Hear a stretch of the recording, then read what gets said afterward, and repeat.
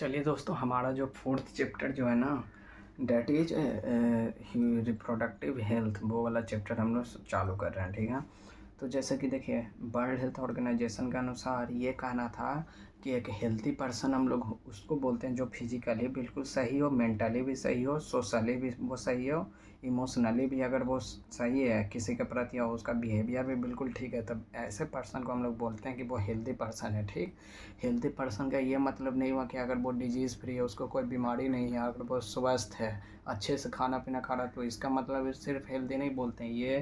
ये 1 2 3 4 5 ये 5 कंडीशन भी साथ में फुलफ़िल है तो अब हम बोलेंगे हेल्दी पर्सन है, अदरवाइज़ नहीं है। स्टेटमेंट के बेसिस पे पूछा जा सकता है। ठीक है, याद रखिएगा कि एनसीईआरटी कहती है कि हमारे वर्ल्ड का जो पॉपुलेशन है 1990 में 2 बिलियन था। ठीक है ना, और 2000 में बढ़ के 6 बिलियन हो गया था, 2011 में 7.2 बिलियन हो गया था। जबकि हमारे इंडिया का पॉपुलेशन जब देश आज़ाद हो रही थी तो 350 मिलियन था। ठीक, और 2000 में बढ़ के 1 बिलियन हो गया था, 2011 में 1.2 बिलियन हो गया था। ठीक, और ग्रोथ रेट जो है ना हमारा 2% से ज़्यादा है इंडिया। और एक चीज़ याद रखिएगा कि रिप्रोडक्टिव चाइल्ड हेल्थ केयर जो प्रोग्राम था उनके अकॉर्डिंग इंडिया ही है जो क्या सबसे पहला कंट्री है जो कि 1951 में फैमिली प्लानिंग को अडॉप्ट की थी। एनसीईआरटी की लाइन है।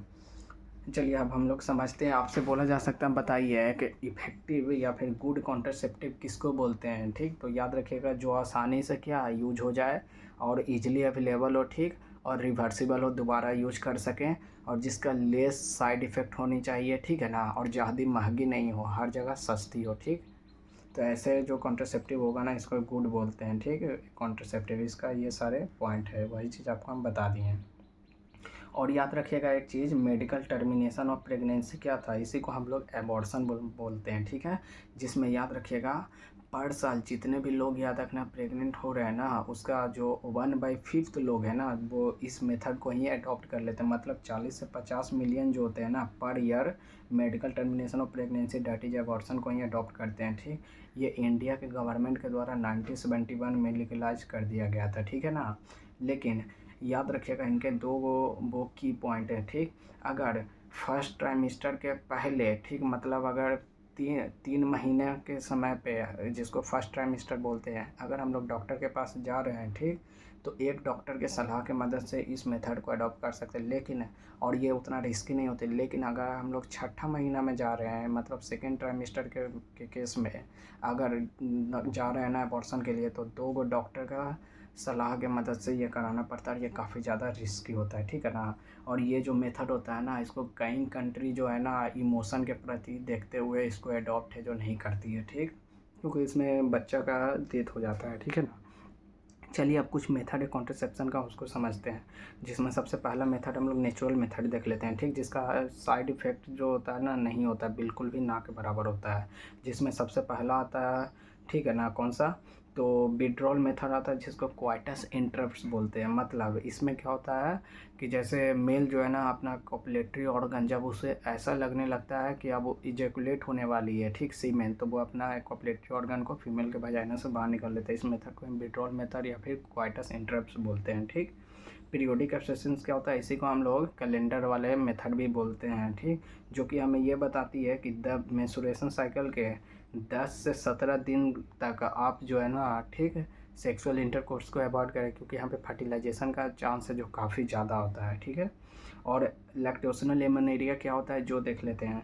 तो आप जानते हैं, ठीक, डिलीवरी के बाद, ठीक है ना, डिलीवरी के बाद जो होता है ना प्रेगनेंसी का चांस एकदम नील होता है, 0 के बराबर होता है, और ये सिर्फ 6 महीने तक ही है जो एप्लीकेबल होता है। ठीक है, अब हम लोग दूसरा देख लेते हैं। इसके अंदर बैरियर मेथड के बारे में हम लोग देख लेते हैं। ठीक है ना, तो बैरियर मेथड आपसे पूछा जा सकता है कि बैरियर मेथड के जो अंदर है हम लोग ये यूज किसका करते हैं भैया, जैसे कि कॉन्डम का हम लोग यूज कर लेते हैं। ठीक है ना, जिसमें याद रखिए जो मेल कॉन्डम जो होता है ना, याद रखिएगा चाहे मेल कॉन्डम हो या फिर फीमेल कॉन्डम हो, दोनों जो होता है ना आपका थिन लैटेक्स रबर शीट की जो बनी होती है। ठीक, याद रखिएगा जो मेल कॉन्डम में अगर बात करें तो वही बोला गया male of thin rubber latex sheet की बनी होती है, और मेल जो होता है ना कॉन्डम को अपने हमेशा पेनिस पे पहनता है। ठीक, और इसको हम लोग एक बार ही यूज कर सकते हैं।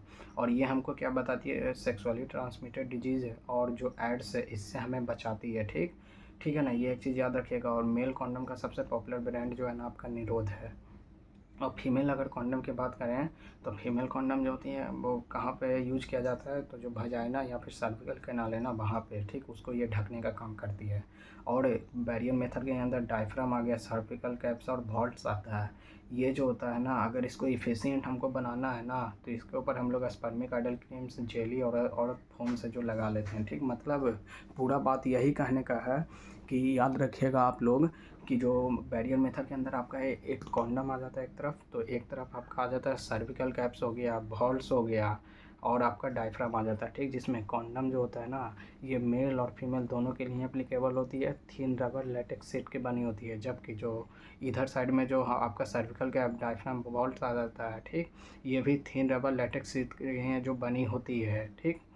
लेकिन ये सिर्फ जो है ना आपका फीमेल के लिए अवेलेबल होती है, ठीक। जहाँ पर याद रखिएगा कि ये जो कॉन्डम जो होता है ना आपका, ये जो है ना एक बार ही है जो आप सिर्फ यूज कर सकते हैं, जबकि इधर साइड जो भी तीनों चीज़ें आ रही है इसको आप लोग हमेशा है जो यूज है जो आप कर सकते हो। ये जो होती है ना सेक्सुअली ट्रांसमिटेड डिजीज़ से जो आपका बचाती है, और ये भी है जो आपका सेक्सुअली ट्रांसमिटेड डिजीज़ से बचाती है। अगर इसको इफेक्टिव बनाना है ये तीनों को, तो आप स्पर्मिक आइडल क्रीम्स हो गया, जेलीज और फोम्स का जो यूज करते हैं। तो चलिए ये चीज़ आप समझ लिए कि ये कॉन्डम में क्या क्या इसके अंदर स्टेप आते हैं, और जो सर्विकल कैप, डायफ्राम, वॉल्स के अंदर क्या क्या स्टेप आते हैं, ठीक है। अब तीसरा आता है सर्जिकल मेथड, ठीक है ना। इसमें ये बोला जाता है ना मोस्ट इफेक्टिव बोला जाता है but very poor, no reversible. मतलब जो सर्जिकल मेथड जो होता है, सर्जिकल मेथड जो होता है ना काफ़ी पुअर बोला जाता है, ठीक है ना, या रिवर्सिबल नहीं, रिवर्सिबल बोला जाता है इसको। क्यों? क्योंकि देखिए अगर मेल अगर इस मेथड को अडॉप्ट कर रहा है ना तो उसको हम लोग वैसेक्टोमी बोलते हैं, जिसमें क्या किया जाता है, जो भाषा डिफरेंशिया है ना इसको कट करके सर्जिकल थ्रेड से बांध दिया जाता है, जिससे याद रखिएगा की पॉइंट, ऐसा नहीं है कि गैमेट का फॉर्मेशन रुक जाता है। गैमेट का फॉर्मेशन होता है लेकिन गैमेट ट्रांसफ़र हो गया, ठीक, पेनिस तक आ ही नहीं पाएगा क्योंकि बांध दिए हैं यहाँ पे। और फीमेल अगर इस मेथड को अडॉप्ट करिए तो उसको ट्यूबेक्टोमी बोलते हैं, ठीक है ना। इसमें क्या होता है, जो फैलोपियन ट्यूब्स होता है या फिर ओविडक्ट, इसको कट करके सर्जिकल थ्रेड से जो बांध दिया जाता है, जिससे यहाँ पे भी याद रखिएगा ओवम का फॉर्मेशन ऐसा नहीं है कि रुक जाता, होता है, लेकिन ओवम ट्रांसफ़र होकर कभी भी, देखिए यहाँ पर एम्पुला वाले अगर रीजन में मान लिया जाए आपका आ भी गए हो ना तो यहाँ से स्पर्म में जो नहीं आ पाती है क्योंकि काट के बांध देते हैं हम लोग, ठीक। इसीलिए बोला जाता है कि काफ़ी पुअर होती है और नॉन रिवर्सिबल होती है, ठीक। मतलब कोई भी, देखिए ये हमारे बॉडी के अंदर होती है, इसको बार बार काट के अगर बांधना और फिर उसको खोलना ये पॉसिबल नहीं है, इसलिए इसको काफ़ी पुअर मेथड है जो बोला जाता है, ठीक। अब हम लोग समझते हैं इसके अंदर केमिकल मेथड के बारे में देख लेते हैं हम लोग। तो केमिकल मेथड के अंदर हमारा कंट्रासेप्टिव पिल्स आता है, ठीक है ना, जो कि ईस्ट्रोजन और ईस्ट्रोजन की भी हो सकती है बनी हुई, या फिर इस प्रोजेस्टेरॉन हो गया, या फिर प्रोजेस्टेरॉन ईस्ट्रोजन का भी बनी हो सकती है। मतलब यही कहना चाह रहा है कि कॉन्ट्रासेप्टिव मेथड में कुछ हमारा पिल्स भी आ जाती है, ठीक है ना, जो कि आपका ईस्ट्रोजन प्रोजेस्टेरॉन की भी बनी होती है कुछ दवाई, और कुछ ऐसी दवाई होती है जो कि सिर्फ प्रोजेस्टेरॉन की बनी होती है, ठीक। इसका काम क्या होता है, एस्ट्रोजन का अगर बनी हुई है तो ओव्यूलेशन है जो कभी भी नहीं करवाएगी, ठीक। प्रोजेस्टेरॉन क्या करती है, होस्टाइल यूट्रस को क्या होस्टाइल बना देती है, मतलब इनसूटेबल बना लेती है, ठीक। म्यूकस को थिक कर देती है, सर्विकल म्यूकस को, ठीक है ना, जिससे इम्प्लांटेशन नहीं हो पाता है।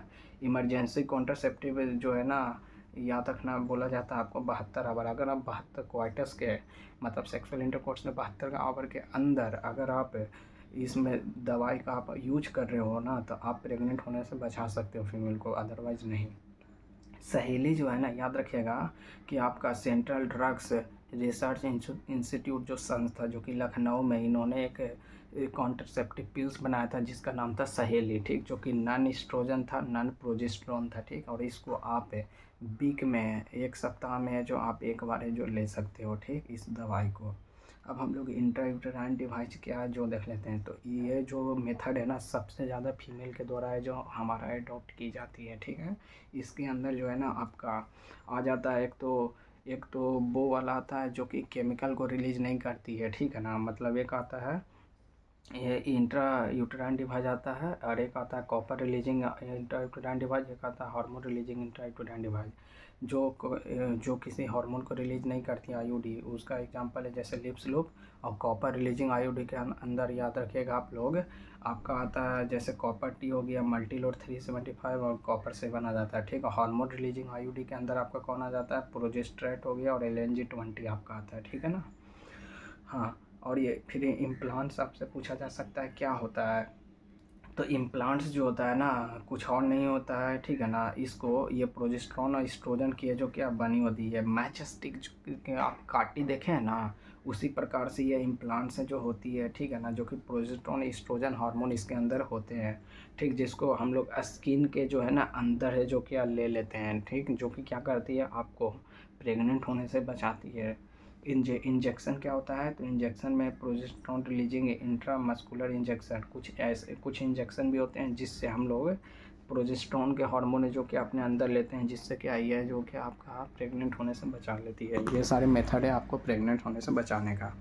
अब हम लोग देख लेते हैं, कई बार आपने ये सुना होगा, अगर कोई फीमेल बिना कॉन्ट्रासेप्टिव मेथड को यूज किए हुए 2 साल तक अगर वो प्रेग्नेंट नहीं हो पा रही है, ठीक, तो उसको हम लोग इनफर्टाइल कपल बोलते हैं, ठीक। तो फर्टाइल कपल बनाने के लिए कुछ मेथड हम लोग एडॉप्ट करते हैं, ठीक, आर्टिफिशियल मेथड, जिसके अंदर असिस्टिव रिप्रोडक्टिव टेक्नोलॉजी है जो आता है, ठीक। जिसके अंदर हम लोग जैसे कि इन विट्रो फर्टिलाइजेशन के बारे में देख लेते हैं। इन विट्रो फर्टिलाइजेशन क्या होता है, अगर ओवम और स्पर्म का फ्यूजन इन विट्रो है, मतलब याद रखिएगा जस्ट उल्टा, इन विट्रो लग रहा है तो आपको लगता होगा अंदर है, लेकिन जस्ट उल्टा बाहर की तरफ, मतलब अगर लेबोरेटरी में, ठीक, अगर हम लोग स्पर्म और ओवम को लेकर फ्यूज करवा के जाइकोट बनाते हैं ना, इस मेथड को हम लोग इन विट्रो फर्टिलाइजेशन बोलते हैं, ठीक।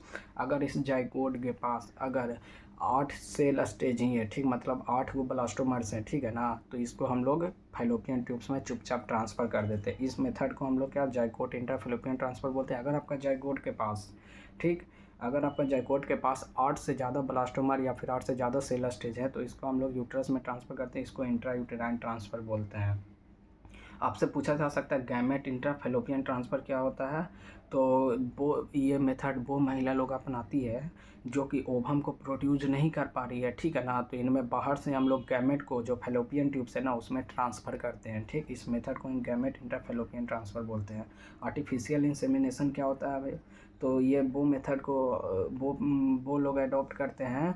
मान लिया जाए किसी मेल में अगर जो स्पर्म का जो काउंट है वो बहुत कम हो गया है, ठीक, ठीक है ना, तो इसमें क्या करते हैं भैया, आर्टिफिशियल इंसेमिनेशन में हम लोग आर्टिफिशियली क्या फीमेल के वजाइना में इंजेक्शन के मदद से हम लोग स्पर्म को जो अंदर डालते हैं, ठीक, ताकि ये हमारा स्पर्म ओवम एम्पुला वाले रीजन में फ्यूज होकर के जाइगोट है जो बना ले और इम्प्लांटेशन होकर प्रेग्नेंट हो जाए। इस मेथड को आर्टिफिशियल इंसेमिनेशन है जो बोलते हैं। वही बोला गया transfer of sperm in the female vagina, इसको वेजाइनल ट्रांसफर भी बोल सकते हैं, in the uterus intra uterine insemination भी कहते हैं, क्योंकि मतलब वही बोला गया कि आपको अगर यूटेरस में आप डाल रहे हैं तो वही बोला जाता है आर्टिफिशियल इंट्रा यूटेराइन इंसेमिनेशन बोलते हैं, offside human intra cytoplasmic sperm insemination, ठीक। इंट्रा साइटोप्लाज्मिक स्पर्म इंसेमिनेशन आपसे पूछा जा सकता है क्या होता है। अगर तो इसमें हम लोग क्या करते हैं भैया, जो ओवम है उसको लेबोरेटरी में बाहर की तरफ निकाल लेते हैं और इसके अंदर इंजेक्शन के मदद से डायरेक्टली स्पर्म को अंदर डाल देते हैं, ठीक है ना। और जाइगोट का डेवलपमेंट करा के एम्ब्रियो बना लेते हैं ये, और फिर इसको हम लोग फैलोपियन ट्यूब्स के अंदर ला के जो डाल देते हैं, ठीक, फर्टिलाइजेशन कराने के बाद, ताकि हमारा यूट्रस में जाके इम्प्लांटेशन हो जाए। इस मेथड को इंट्रासाइटोप्लाज्मिक स्पर्म इंसेमिनेशन बोलते हैं। अगर आप लोग को ये पसंद आए तो आप लोग लाइक सब्सक्राइब जरूर करें।